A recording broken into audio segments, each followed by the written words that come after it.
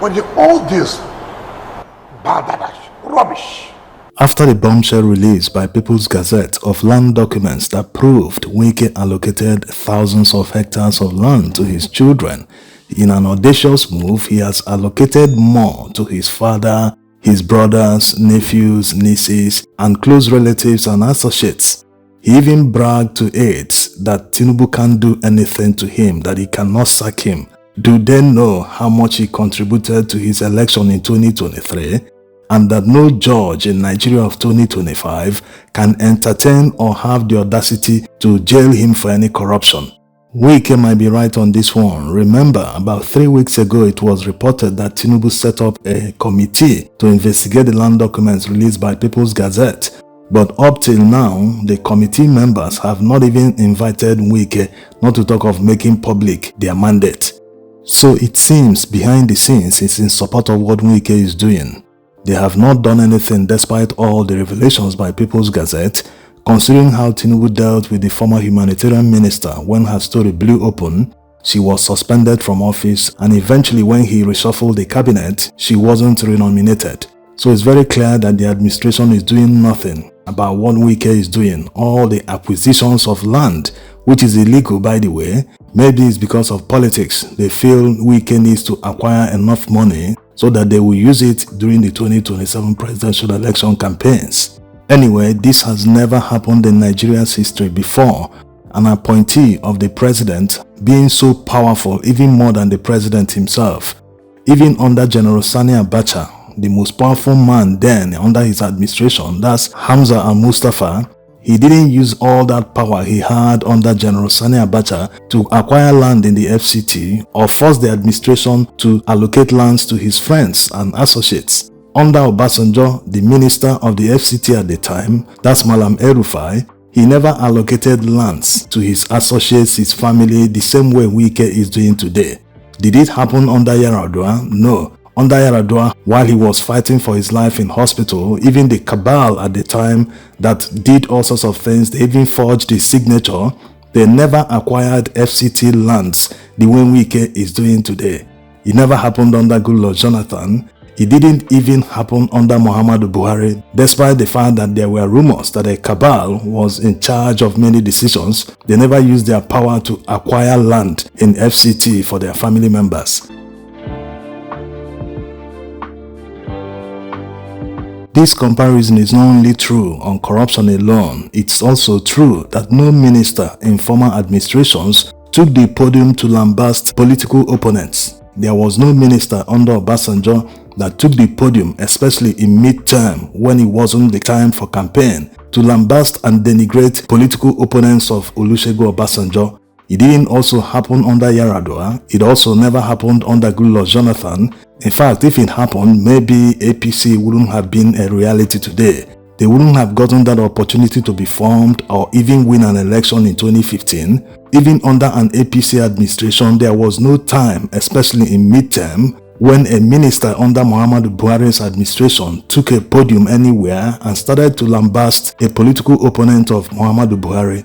But here we are. Wike does this on a daily basis. He not only mounts podium to lambast opponents, he also goes on air periodically to lambast opponents. Let's hear what he said in Edo State, where the governor, Okpebholo, reiterated the fact that he meant what he said, despite threats by many, including Falana, that they will go to court to enforce the fundamental human rights of Peter Obi if he fails to withdraw his threat against his life. He instead reiterated that Peter Obi must inform him before entering Edo State, otherwise, anything that happens to him, he will have to take it. Let's hear Wike. This is not where a presidential candidate will be carrying to serve food. No, no, no. And you know, this is pretense. How long will you be serving the food? How long? As a president, then you carry food and be serving. And then Nigerians are laughing. Oh, humble. Who told you that humility? Who told you that? And you people give audience to that kind of a thing. And somebody will be telling you, as a presidential candidate, when I win as a president, I will use commercial plane. and you think he's telling you the truth. Which security would allow you? Which? We must tell ourselves the simple truth. And then, Mr. Joy, this humble. Nigerians, you like people who play you while you. You don't like people who will tell you the simple truth. When he was governor, was he serving food? Now because election is coming, I want to serve. Hey, go and listen to him there. This doesn't really need to be debunked because Nigerians already know the truth. When this photo started circulating on the internet, when that event happened, many people started saying exactly what Wike said here. But they were reminded, and for the sake of people who don't know, this event was organized by a church, and Peter Obi wasn't the only VIP that visited this event. The event was organized by the church for many wealthy people to attend and serve food to the poor. Yes, it seems this event is organized annually, and Peter Obi wasn't the only person that served food at this event. A Nigerian senator also served food and many other VIPs. So this shouldn't be what someone like Wike, a federal minister of the FCT, should come to Edo State and start talking about. No, they are in campaign mode. They accuse Peter Obi of campaigning, going to schools, going to nursing schools and universities to campaign and donating money. But here we are, instead of them to focus on the event they attended, they are using the opportunity to lambast an opponent.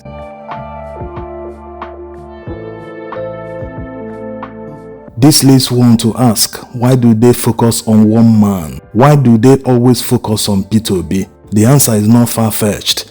Anyone that is genuinely loved, this is not peculiar to Peter Obi alone. It happens in other countries.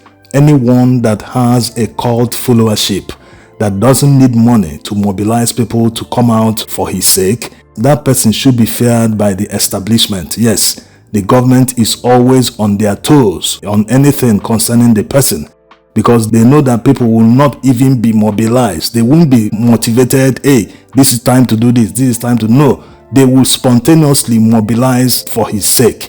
So they are aware if Peter Obi were to be the violent type, maybe 2023 presidential election wouldn't have gone the way it went. Yes, that's the reality. Remember what happened in the north when Muhammadu Buhari lost the election in 2011. More than 800 people were killed for no reason. As if that was not enough, the following year, 2012, Muhammadu Buhari threatened that the dog and baboon will be soaked in blood if 2015 presidential election is rigged. So you can see, maybe it's because Peter Obi is the quiet type, he's gentle, he's the peaceful type. When his mandate was stolen in 2023, he told his millions of followers to keep calm, that he has hopes in the judiciary, that he will be seeking to recover his mandate in court.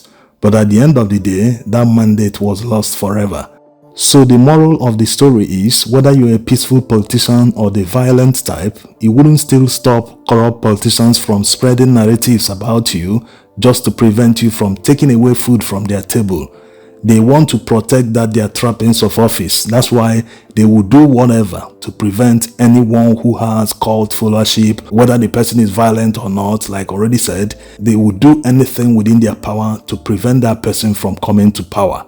Yes, and ultimately why they do this, why corruption persists, is because of what? There is no consequence.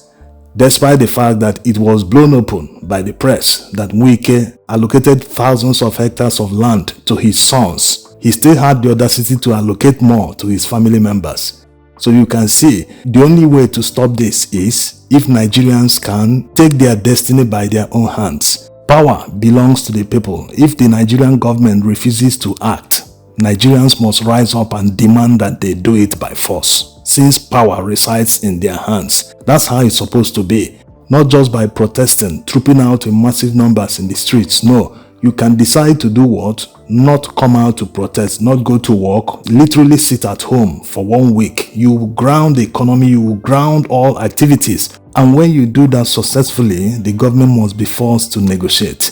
Not that protesting is not nice. When you protest in massive numbers, you show your anger. The people you're protesting against will see it. When they see the video of the protest, they will say, this is real. Nigerians are angry.